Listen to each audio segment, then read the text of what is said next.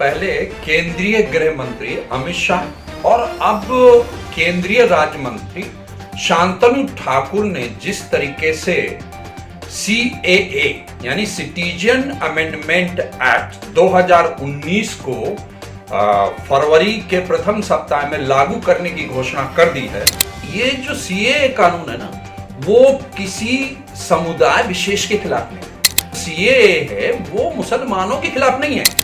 अफगानिस्तान, पाकिस्तान और बांग्लादेश की सीमा पर जो राज्य हैं, असम, मेघालय, पश्चिम बंगाल, त्रिपुरा, तो इन राज्यों में बहुत तेजी से जो पिछले दशकों में अवैध घुसपैठ हुई है।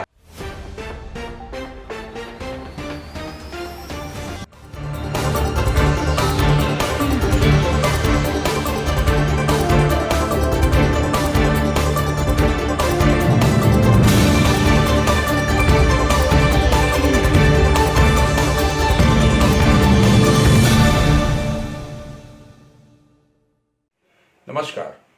पहले केंद्रीय गृह मंत्री अमित शाह और अब केंद्रीय राज्य मंत्री शांतनु ठाकुर ने जिस तरीके से CAA यानी सिटीजन अमेंडमेंट एक्ट 2019 को फरवरी के प्रथम सप्ताह में लागू करने की घोषणा कर दी है, उसके चलते देश में सियासी पारा एक बार फिर ऊपर चढ़ने लगा है। यह हमें मालूम है कि 2024 में ही मार्च में लोकसभा के चुनाव होने, मार्च या अप्रैल में चुनाव होने वाले हैं। मार्च में शायद इसकी अधिसूचना जारी हो जाएगी और अप्रैल में इसके चुनाव होंगे। ऐसी स्थिति में CAA को लागू करने की घोषणा करते ही ये एक बार फिर बड़ा चुनावी मुद्दा बन सकता है और बनने लगा है। मैं यदि कहूं तो इसमें कोई अतिशयोक्ति नहीं होगी।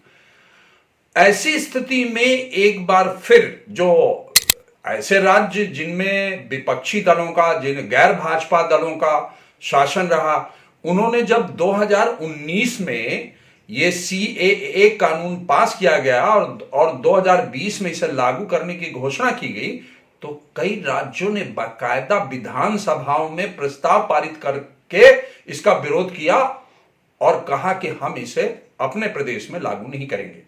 उसमें पश्चिम बंगाल, केरल, तमिलनाडु, तेलंगाना और पहले महाराष्ट्र में चूंकि गैर भाजपा की दल की सरकार थी तो वहां भी ये स्थिति आई।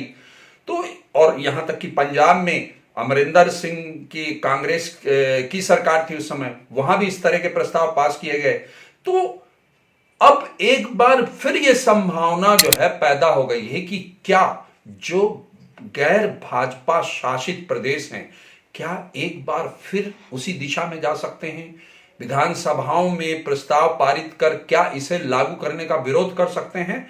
ऐसी स्थिति में जो अभी हाल में केंद्रीय राज्य मंत्री शांतनु ठाकुर ने जो जिस तरीके से बयान दिया और दिसंबर में अमित शाह ने पश्चिम बंगाल में जाकर के जिस तरीके से बयान दिया कि ये केंद्रीय कानून है, हम इसे लागू करके रहेंगे और इसके नियम भी बन गए हैं, और तो ऐसी स्थिति में यह तय है कि सरकार ने न केवल दृढ़ निश्चय कर लिया है CAA को लागू करने का, बल्कि ऐसे राज्य जो विरोध पर जाने वाले हैं उनके पर कतरने की भी पूरी तैयारी कर ली है। मित्रों, मैं आपको बताऊंगा कि किस तरीके से जो है सरकार केंद्रीय गृह मंत्रालय इसको लागू करेगा पूरे देश में, और लागू करने के पहले किस तरीके से उसको इसके नियम जो है बनाने हैं। हालांकि ऐसा मानना है और ऐसी घोषणा की है केंद्रीय राज्य मंत्री शांतनु ठाकुर ने कि वो नियम बन चुके हैं और उसको हम लागू करेंगे। तो वो किस तरीके से लागू करेंगे, क्योंकि लागू करने का काम तो राज्य सरकारों का है। अब चूंकि राज्य सरकारें यदि इसे नहीं लागू करते हैं तो फिर वो क्या करेंगे और इसका क्या पूरे देश में इंपैक्ट आएगा, चुनाव में कैसे मुद्दा बनेगा, कैसे एक बार देश की राजनीति में उबाल आ सकता है, किसका फायदा होगा, किसका नुकसान होगा, इन विभिन्न विषयों पर मैं आपसे बात करूंगा। लेकिन उसके पहले मैं आपको बताना चाहूंगा कि ये CAA है क्या। तो सीएए जो है, जैसा कि मैंने बताया कि सिटीजन अमेंडमेंट एक्ट, ये बेसिकली 1955 का जो भारत का नागरिकता कानून है उसी में संशोधन है। उसके पहले भी कई संशोधन इसमें किए जा चुके हैं, लेकिन 2019 में जो है भाजपा की केंद्रीय सरकार ने इसमें संशोधन किया, और संशोधन करके, चूंकि देखिए एक जो बहुत बड़ी समस्या रही खासतौर से नॉर्थ ईस्ट के जो प्रदेश हैं हमारे, चूंकि वो जो है बांग्लादेश, अफगानिस्तान और पाकिस्तान, जो ये 3 इस्लामिक स्टेट हैं, उनसे उनकी सीमाएं मिलती हैं। ऐसी स्थिति में जो है वहां सबसे बड़ी जो समस्या रही कि जो इलीगल इमिग्रेंट्स यानी अवैध प्रवासी वहां पर आकर के बस गए बड़ी संख्या में, और खास तौर से ये जो 3 इस्लामिक स्टेट हैं वहां से आने वाले, इसमें क्या प्रोविजन किया गया 2019 में, इसमें जो है एक बिल पेश किया गया राज्यसभा और लोकसभा में, और दोनों ने इसको पास किया। इसके बाद 2020 में राष्ट्रपति ने इसमें हस्ताक्षर किया और यह कानून बन गया। जब उस समय सरकार ने घोषणा की कि इस कानून को लागू किया जाएगा, तो पूरे देश में इसके खिलाफ प्रदर्शन हुए, विपक्षी दलों ने इसको मुद्दा बनाया, और खास तौर से जो मुस्लिम समुदाय है उसको आगे किया गया, और यहां तक कि कई जगह दंगे भी हो गए। तो उसको लेकर के इतनी सियासत हुई कि सरकार ने कह सकते हैं कि उस दौरान थोड़ा सा इस आशंका के चलते कि जो है थोड़ा देश में शांति ना भंग हो, उसने उसको रोक दिया। और लेकिन अब चुनाव बिल्कुल करीब है, ऐसी स्थिति में सरकार ने फिर से एक बार घोषणा की कि हम इसको लागू करेंगे। तो उसका परिणाम क्या होगा वो तो समय बताएगा, लेकिन जिस तरीके से सरकार ने इसमें इनिशिएटिव लिया है तो वो जो है बहुत महत्वपूर्ण है। तो मैं आपको ये बता रहा था कि किस तरीके से 2019 का ये जो सीएए है, इसमें यह प्रावधान किया गया है कि जो 31 दिसंबर 2014 के पहले अफगानिस्तान, पाकिस्तान और बांग्लादेश से जो मतलब माइग्रेट होकर के हिंदू, ईसाई और पारसी, जैन, बुद्ध, ये इस समुदाय के लोग यदि वहां से माइग्रेट होके आए हैं और यहां पे रह रहे हैं, ऐसे लोगों को भारत की नागरिकता दे दी जाएगी। ध्यान देने की बात यह है कि इसमें मुस्लिम समुदाय नहीं है, तो इसी बात को लेकर के पूरा विरोध था। अब है क्या कि जब ये लोग यहां आ गए और बहुत लंबे समय से यहां पर रह रहे हैं, तो सरकार का इसके पीछे तर्क है कि चूंकि ये तीनों इस्लामिक स्टेट है और धर्म के आधार पर इन अल्पसंख्यकों का यानी हिंदू, ईसाई, पारसी, जैन, बुद्ध, इनका वहां उत्पीड़न किया गया, तो उत्पीड़न के चलते वो यहां पर आ गए। तो इन लोगों को कुछ नहीं करना है, कोई ऐसा प्रूफ नहीं देना है, खाली उनको एक ही प्रूफ देना है कि वो यहां पर जो है 31 दिसंबर 2014 के पहले आ गए। यदि ऐसा है तो वो आवेदन करेंगे, और आवेदन करने के बाद उसका वेरिफिकेशन होगा, वेरिफिकेशन के बाद उनको भारत की नागरिकता दे दी जाएगी। तो जब भारत की नागरिकता मिल जाएगी तो स्वाभाविक तौर पे उनको कई प्रकार की सुविधाएं मिलेंगी, नौकरी मिलेगी, और विभिन्न प्रकार की रहन सहन की और अन्य सुविधाएं उनको जो एक भारतीय नागरिक को प्रदान की जाती है वो सभी मिलने लगेंगी। अब इसका विरोध क्यों है?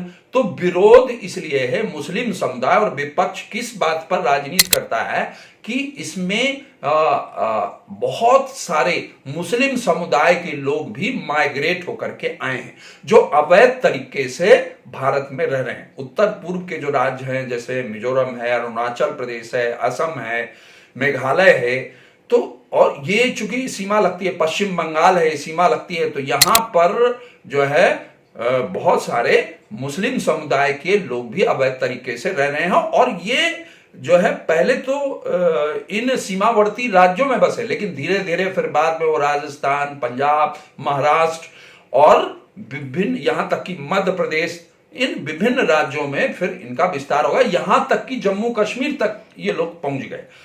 अब यहां पर जो सबसे बड़ा विवाद पैदा होता वो ये है कि साहब जो मुस्लिम आए उनको क्यों नहीं दिया जा रहा है, ये भेदभाव किया जा रहा है।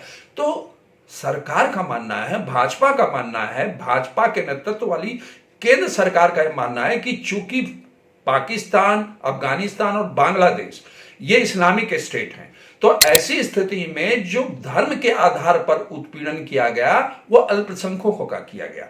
जो इस्लामिक स्टेट हैं उनमें मुसलमानों के साथ धर्म के आधार पर उनका उत्पीड़न नहीं किया गया। इसलिए जो यहां पर लोग आए, जिन्होंने घुसपैठ की और यहां रहने लगे, वो अवैध तरीके से रह रहे हैं, इसलिए उनको वापस भी भेजा जाएगा। उन्हें नागरिकता नहीं प्रदान की जाएगी क्योंकि उनके पास वैध पासपोर्ट नहीं है, और पासपोर्ट है तो वीजा नहीं है। तो ऐसी स्थिति में ऐसे लोगों को वापस भेजा जाएगा।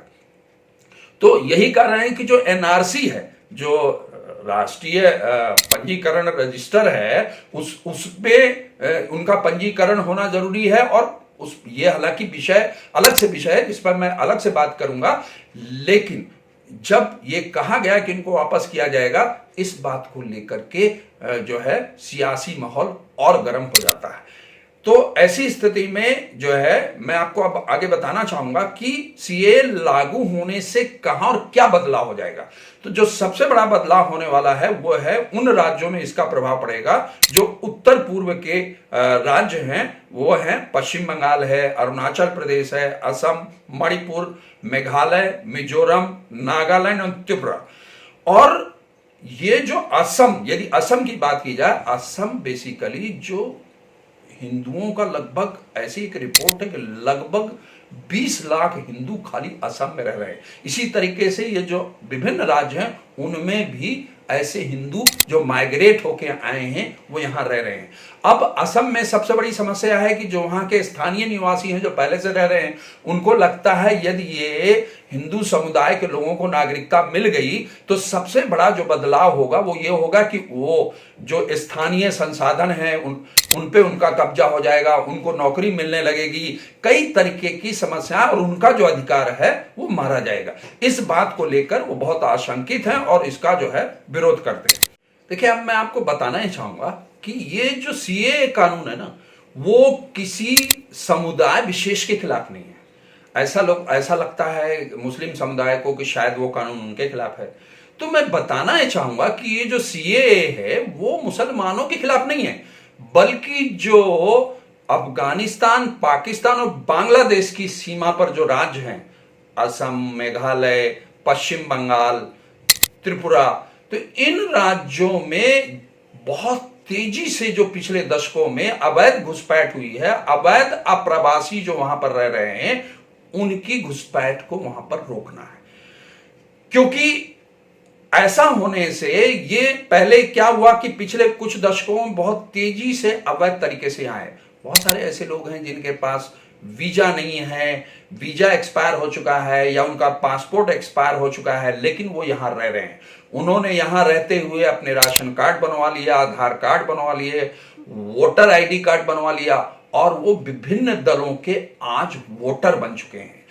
यही कारण है कि विभिन्न दल इसका विरोध कर रहे हैं, क्योंकि वो उनका एक बहुत बड़ा वोट बैंक खिसक सकता है यदि सीएए लागू किया जाएगा। तो अब देखिए, मैं आपको ये बताना चाहूंगा कि जो महाराष्ट्र है, महाराष्ट्र भी इसका दर्द बहुत लंबे समय से झेल रहा है, लेकिन वो इसको दरकिनार किया उसने। गैर भाजपा दल की पहले सरकार थी, वहां भी विधानसभा ने प्रस्ताव पारित किया कि हम इसको नहीं लागू करेंगे। इसी तरीके से पंजाब ने वही काम किया, पश्चिम बंगाल ने वही काम किया, यही काम तेलंगाना ने किया, केरल ने किया। और अगर इस कानून का सबसे ज्यादा कोई उल्लंघन करता है या विरोध करता है तो वो है पश्चिम बंगाल की मुख्यमंत्री और तृणमूल कांग्रेस की सुप्रीमो ममता बनर्जी। देखिए, ममता बनर्जी जब पश्चिम बंगाल में सत्ता में नहीं थी, वहां पर जब मार्क्सवादी पार्टी जो है सत्ता में थी, तो वो इसी अवैध अप्रवासियों का जबरदस्त तरीके से विरोध करती थी। क्यों? क्योंकि वो जो है मार्क्सवादी पार्टी के वो वोटर थे। आज वो इसका सीए का विरोध कर रही हैं। क्यों? क्योंकि अब वो अवैध प्रवासी जो अप्रवासी हैं उनके वोटर बन चुके हैं। तो अब वो नहीं चाहती कि ये सीए को लागू किया जाए, क्योंकि वो उनके वोट बैंक में सीधा सीधा सेंध होगी, सीधा सीधा उनके वोट बैंक को काटने की बात होगी। इसलिए वो इसका सबसे ज्यादा विरोध करती हैं। अब देखिए, ये सारा काम जो सियासी दल कर रहे हैं वो अपना चुनाव को देखते हुए कि उनका क्या नफा होगा क्या नुकसान होगा, लेकिन एक बात तो तय है कि केंद्र सरकार ने इस बार इस कानून को लागू करने का दृढ़ निश्चय कर लिया है। देखिए, मैं कहना चाहूंगा कि जो संसद है वो सुप्रीम है। संसद द्वारा पारित कोई भी कानून पूरे देश में लागू होता है, और बड़े आश्चर्य की बात है, ऐसा पहली बार हुआ है कि संसद द्वारा पारित कानून को जो है राज्य सरकारों ने जो है लागू करने से मना कर दिया। ऐसी स्थिति में जिस तरीके से शांतनु ठाकुर ने घोषणा की कि हमारे रूल्स बन चुके हैं और हम इसको लागू करेंगे, तो मुझे ऐसा लगता है कि इसको लागू करने के लिए और राज्यों के पर कतरने के लिए उन्होंने योजना बना ली है, और वो ऑनलाइन प्रोसेस के माध्यम से जो है पंजीकरण कराएंगे। क्योंकि अभी जो नागरिकता कानून है वो लागू किया जाता है राज्य सरकारों द्वारा, नोडल अधिकारी होता है जिलाधिकारी। हालांकि पंजीकरण का काम, उसको अप्रूवल देने का काम जो है केंद्रीय गृह मंत्रालय ही करता है, लेकिन उसका नोडल अधिकारी जिलाधिकारी होता है। ऐसी स्थिति में सरकार ने योजना बना ली है, और उसने जो है जो जिलाधिकारी हैं, संभव है कि उनको नागरिकता पंजीकरण के प्रक्रिया में शामिल ही ना करे, और वो ये पंजीकरण का प्रोसेस पोस्ट ऑफिस के माध्यम से या बैंकों के माध्यम से उसको पूरा करे। तो मुझे ऐसा लगता है कि सरकार ने इसे लागू करने के लिए पूरी तैयारी कर ली है, और लगता है कि ये फरवरी ना सही तो कम से कम जो चुनाव होने वाले हैं लोकसभा के, उसके पहले वो इस कानून को लागू कर देगी। और मेरा यह कहना है कि सियासी लाभ इस कानून के लागू होने से किस दल का होगा या किसका नुकसान होगा, ये तो समय बताएगा। लेकिन एक बात तो तय है कि सीएए के लागू होने से जो विभिन्न 3 देशों के में उत्पीड़ित जो है हिंदू, सिख, ईसाई, बुद्ध, पारसी जो है पीड़ित लोग हैं, ऐसे लोगों को के साथ न्याय हो सकेगा, उन्हें राहत मिल सकेगी, मुझे ऐसा लगता है। मित्रों, ये जो आज मैंने आपको जानकारी दी, मुझे लगता है वो आपको पसंद आई होगी। अगर ये जानकारी आपको पसंद आई, अभी तक आपने इस चैनल को सब्सक्राइब नहीं किया है, तो कृपया चैनल को सब्सक्राइब करें, वीडियो को लाइक करें, शेयर करें, कमेंट करें। बहुत बहुत धन्यवाद। नमस्कार।